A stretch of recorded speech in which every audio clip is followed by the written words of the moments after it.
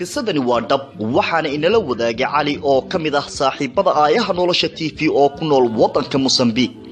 wuxuu yiri ugu horeen waan idin salaamayaa asxaabta aayaha nolosha TV waan ka qaadna saaxiib waxa soo martay buu yiri nolosheeda maalmo aad u xanuun badan oo ay ugu adkayd inaan dadka la wadaago laakiin markaan arkay saaxiibo badan oo janalka aayaha nolosha TV ku soo bandhigtay dhaawacyadooda talooyin badan helay ayaan ku dhiiraday buu yiri in aan anna ooda ka qaado dhacdo aan muddo qarin jiray oo kali ugu ahayd taasoo ii hogaamisay buu yiri walwal iyo wareer jacaylku digniin ma leh waan soo socdaa isug iyo idhoor ma leh ee hadba tuusahansada buusanka kaaga tolaya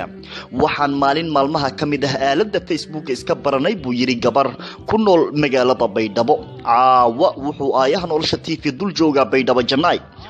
waynu sheekaysanay waliba waxaynu noqonay dad waxyaabo badan isla korfeeyay ilaa ay sheekadeenii saldhigatay jacayl waliba mid xad dhaaf ah oo aan u qaaday buu yiri gabadhaas sanad iyo 8 bilood oo aynu wada soconay waxaan bartay buu yiri xitaa waalidkeed oo ay ila hadal siisay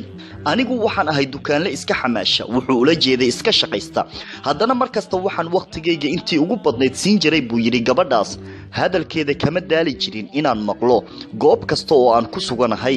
habeenkii codkeeda ayaan ku seexan jiray subaxdiina waxay ahayd qofka ugu horeeya ee aan waco xitaa hataysan qadka ku jirin taleefankayga gacanta ayaan ka wici jiray buu yiri waxaan ku tilmaami karaa runtii inay tahay gabar ku dhex milantay buu yiri dhiigayga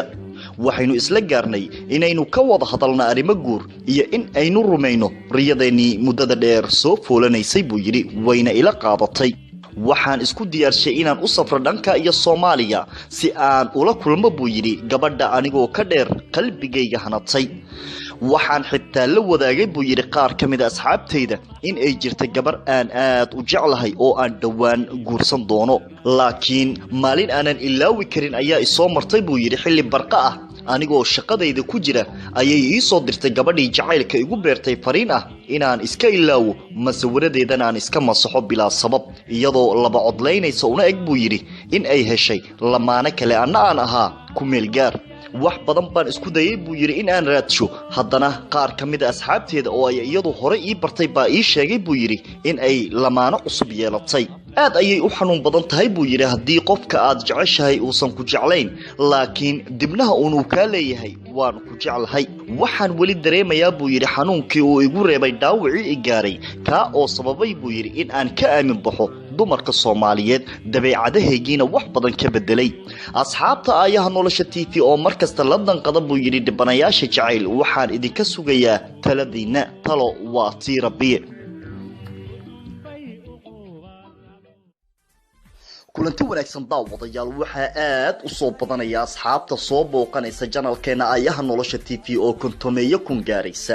laakiin waxa aad u yar dadka heli kara muuqaaladeena ee ku xiran janalkeena aayaha nolosha TV haddaba haddaad ku cusub tahay fadlan subscribe saar gambaleelkana taaba si aad u noqoto saaxiibka ugu horeeya ee daawada muuqaaladeena haddii aad rabtid dib ayaad u daawan kartaa fiidiyoyo sheekooyin qisooyin jecel maad iyo madadaalo oo aynu hore u soo gelinay haddaba janalka aayaha nolosha TV markasta waxa uu idin ballan qaadayaa inuu idin soo baahiyo wax kasta oo uu arko in daawadayaashiisu ay xiiseynayaan haddaba adigu haddaad ku cusub tahay fadlan haatanba subscribe saar si aad u noqoto saaxiibka ugu horeeya ee daawada barnaamijyadeena adigu